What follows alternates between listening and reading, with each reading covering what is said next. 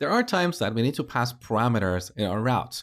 For example, here in the list of products, depending on what product I select, we should see a different product ID in the URL. So that's a route parameter. Now, let me show you how to pass and retrieve route parameters.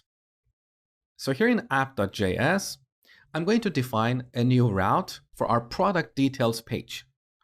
So route, the path should be something like /products/ and this is where we need to add a parameter like :id. So to define a parameter, we should prefix that parameter with a colon.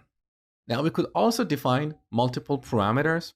For example, here in our third route, let's add a couple parameters. So posts for a given year and for a given month. Now back to our first route. Here we have defined our path. Now let's set the component to product details. Again, this component is important on the top. So save the changes. We defined a new route, and note that this route is more specific than the second route. That's why I have put that first. Now back in the browser, let's go to the products page and click on one of these products. All right, now here on the React tab, let's search for product details component. Here are the props.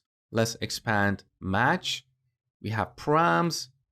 Look, we have this property ID that is set to 1. And this is coming from this URL here. So we can read the route parameters passed to a component using this match object. So let's go to our product details component. Here we have a basic component with an event handler. Don't worry about this, we'll get to this shortly.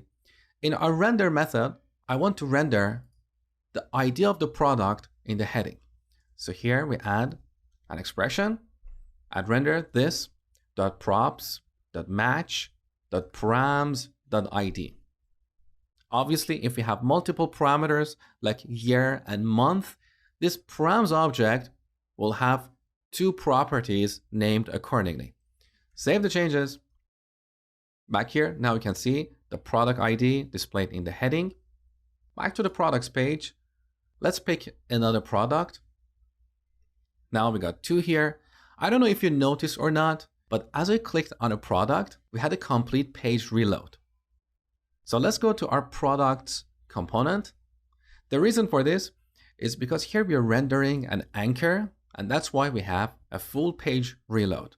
So on the top, let's import link from React Router DOM, and then replace this anchor with a link like this.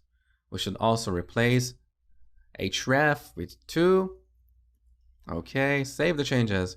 Back in the browser, in the list of products, let's pick a product. We no longer have a full page reload.